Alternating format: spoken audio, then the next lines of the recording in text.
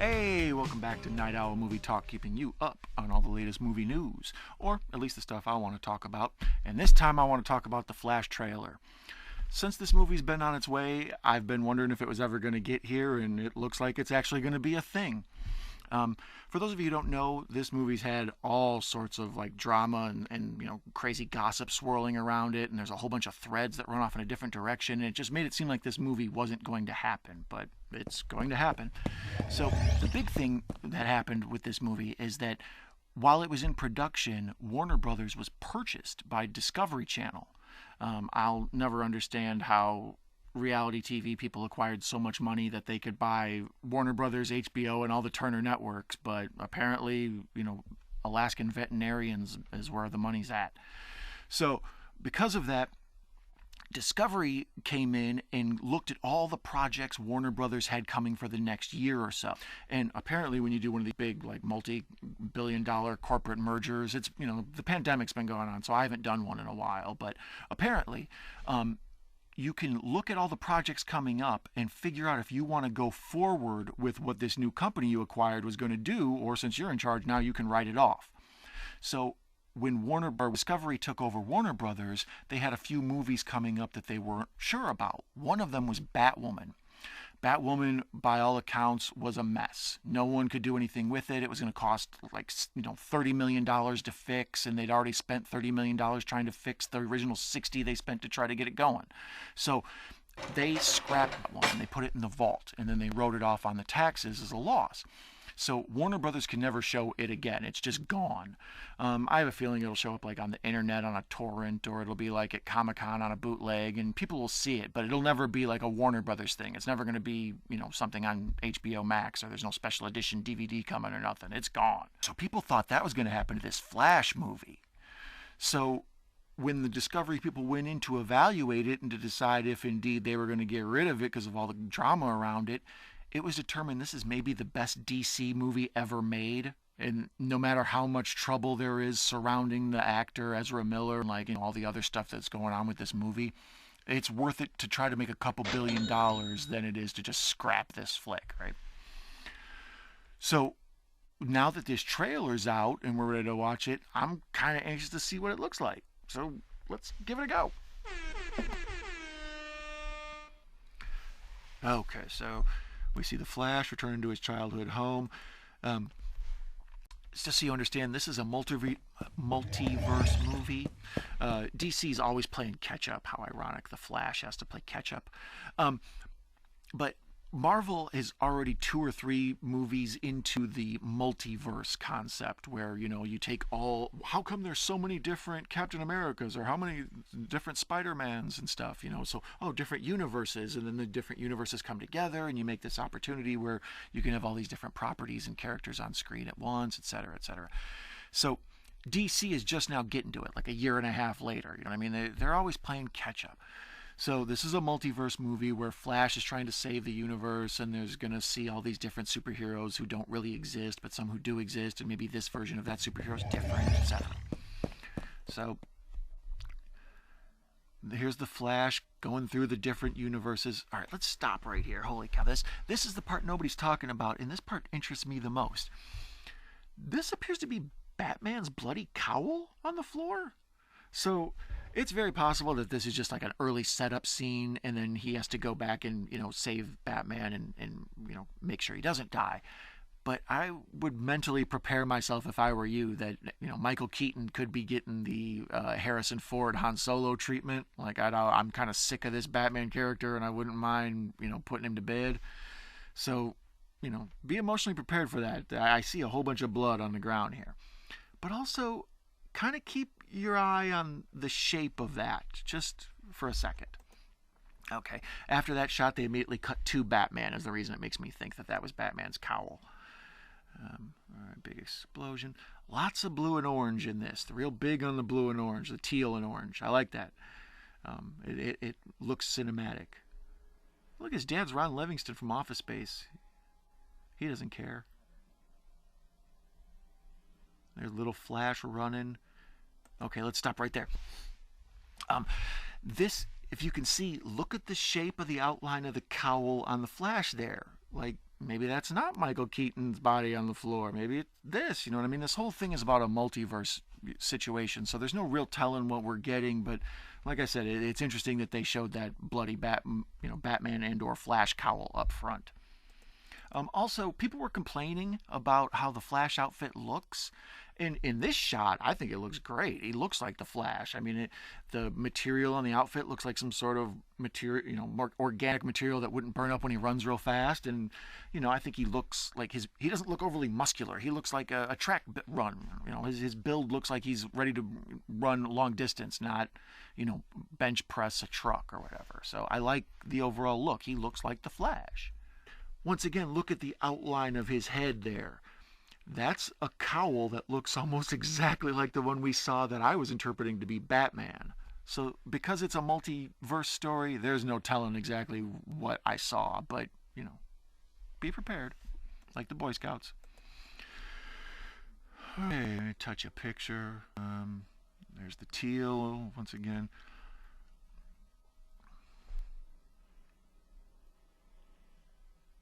Oh boy. All right, so Ezra facing Ezra. Let's try to get through this as fast as possible. From the time from the time they made like Batman versus Superman, let's say. So, a movie or two ago in the Joss Whedon, Zack Snyder debacle, Justice League, all of that, the 9 versions of that movie. From the time the Batman versus Superman, where we first kind of really see this dude show up as the Flash, Ezra Miller, the actor, has gotten into a fight in a bar because he didn't like the way the people were singing karaoke. When the police came to arrest him for assaulting the karaoke singers, they called him, like I just did, and he said he's non-binary, so he's a they, and by calling him anything other than they, that's assault, even though he just got done assaulting someone. I'm going to mess up and call him a him. I'm not trying to be disrespectful. I'm just old and stupid, and I'm not really used to calling a single person they. So they also, when they got into this fight in Hawaii, got bailed out by some people at the resort they were staying at. And he later got into a fight with the woman of the person who bailed him out.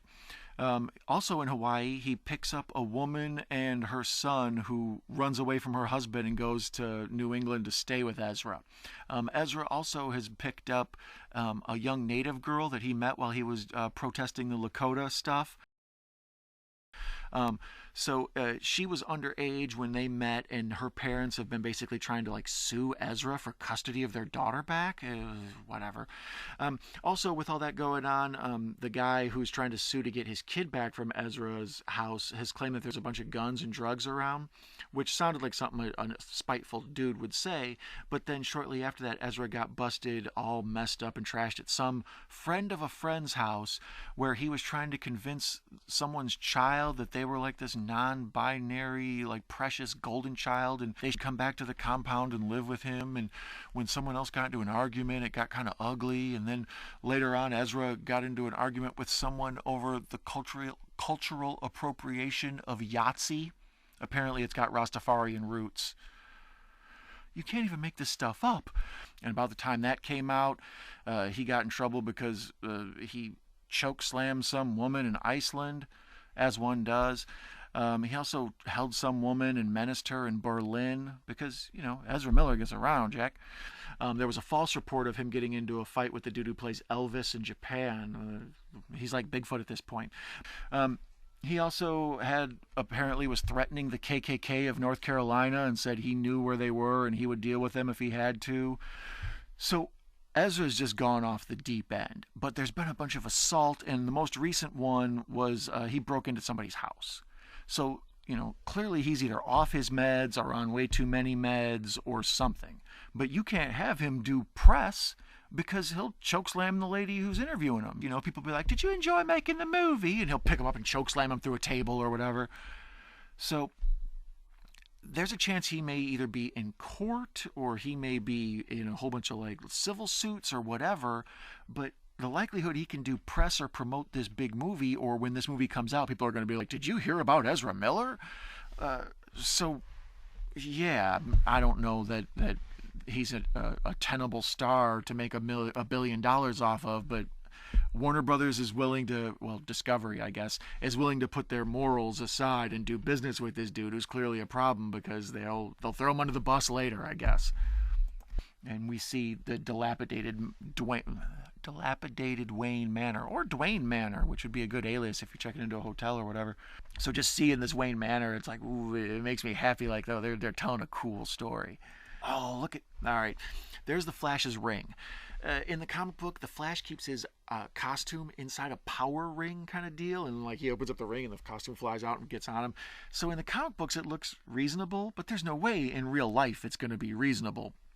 So I've always kind of been anxious to see how they're going to tackle that problem with the Flash on screen, but it looks like it's going to be a thing. I've heard rumors that they're going to kind of steal the Marvel idea where Tony Stark gave Spider-Man his tech and his outfit and all that. They're going to do the same thing where Batman, I don't know, Lucius Fox, whoever, Bruce Wayne is going to give the Flash some of his tech. But I don't know if you need to. I'm pretty sure Flash is already techie. Barry is kind of a scientist, whatever, not important. Living with Jennifer Lopez is worse than heroin. It just takes its toll on you. What you got there is you got yourself a Krypton terraformer, okay? In the end of Man of Steel, the General Zod was going to try to take over the Earth, and he was going to completely just like raise the planet like a farm, you know, destroy it down to rubble and then build it back up or whatever. So there's your terraformer. I like that little guy there, right? Him. He should be Best Actor nominee. You know, the Academy for your consideration. Oh, Michael Shannon as General Zod. Okay, let's pause it right here before we get started on this because there's a whole bunch with that. I don't think it's fair that Michael Shannon only got a little teeny part in this whole DCEU deal, as where like Jesse Eisenberg gets to be Lex Luthor for how many movies, or well, maybe he's done as well. I guess now. I guess they're all done. It's so strange, but seeing Michael Shannon back to kind of complete that role. Zod is one of my favorite characters, you know, and Superman's equal is an interesting person to me. So here, this weak, sickly-looking person in this cell, in the Flashpoint comic books, Flash meets up with Batman of one universe, who's Thomas Wayne, not Batman, but Batman's dad. And the Clark Kent in one of these universes is not anybody who ever grew to be Superman. He's someone that the government found early on and was locked in a cell, kind of like Stranger Things, and just held there captive. So in this version, they've gotten rid of Clark and they've put the girl, Supergirl, in. So it is going to be kind of like Strange Things, I hope. At least that's what a lot of this looks like to me.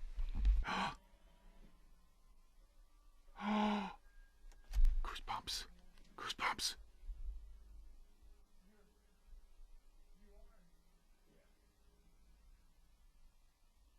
I'm Batman. Yes. Hell yeah. Here's the thing. I'm a big Michael Keaton Batman guy. When I was a little kid, I saw Christopher Reeve as Superman, and then I watched that character devolve. You know, by the time you get to Superman 4, though, that series is just trash. Supergirl is actually better than Superman and Superman 4. But by, what is it, summer of '89, I think it is, Batman comes out and it like changes the world. People are so excited, they can't believe Michael Keaton is going to play Batman because he doesn't seem like Batman. And you know, there's it just took the world by storm. People got like Batman logo shaved into their heads. I got a bunch of stuff here like from back then. I got these trading cards that I kept. Let's see, let's put these right here.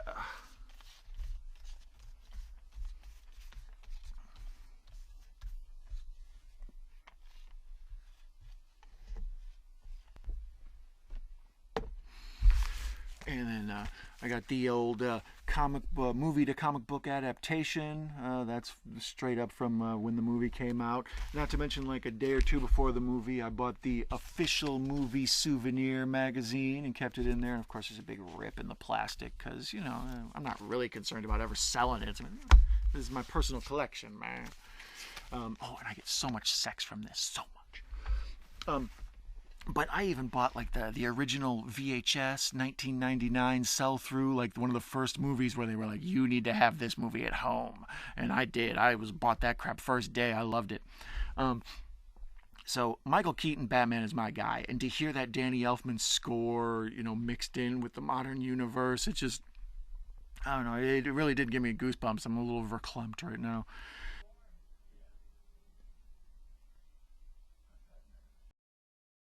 I love it. I love it. I love it. I love it. I love it. I love it. If you notice, he did kind of like annoyed eye roll before he said, "I'm Batman." Um, that is because Michael Keaton was one of the first superheroes to get sick of being a superhero in a movie, so he was anxious to walk away from the role. And then later on, he's in Birdman, which is like, this movie kind of about him and his trying to grow past being Batman. So now that he's back as Batman, it's been a long, strange journey for him in his superhero ride, right? Now, him fighting is real. Obviously, he's a dude at his age. He can't be doing that, so it's all CGI, but it looks great. There's somebody, Superman flying somebody to the sky, or is that Supergirl? I don't know. Like I said, I think Henry Cavill's not supposed to be, maybe he's in this. I don't know. Hey, movie, save some teal and orange for the rest of us. All right, here's Batman in the blue and gray. Ever since the Adam West Batman, most people thought there's no way they're ever going to make the blue and gray Batman on screen because it looks too bright and colorful and silly. It doesn't blend in the shadows for the nighttime scenes, but this actually looks pretty good. There's some cool little armor on it.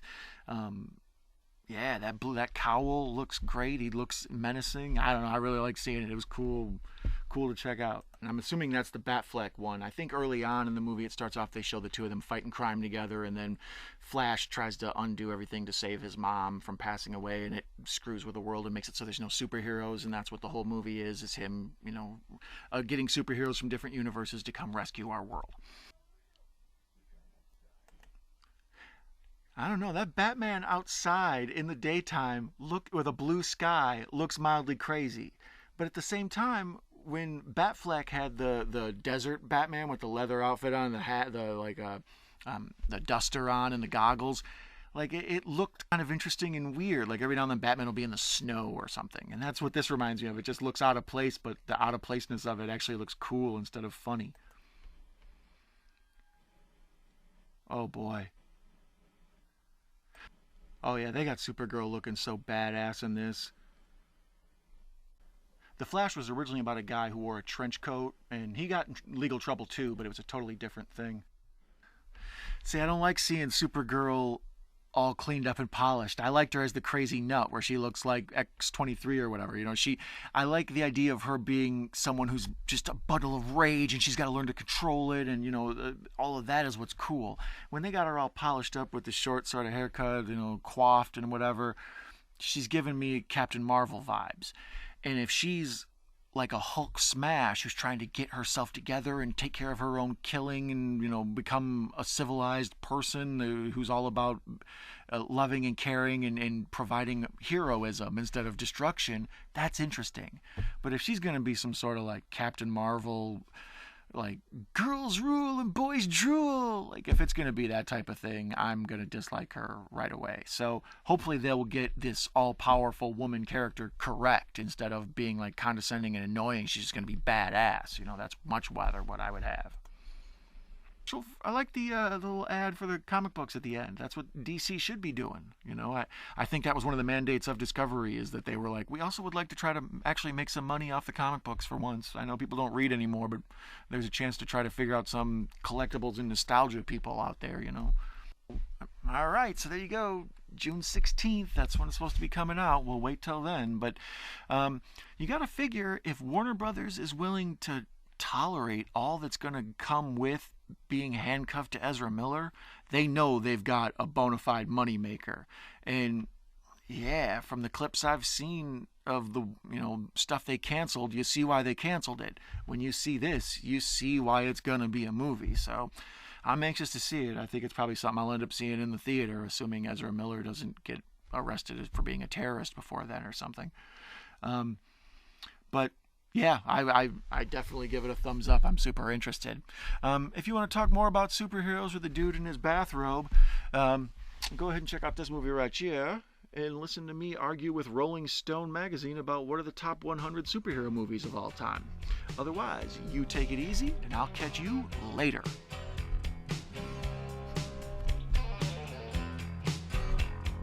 I'm Batman.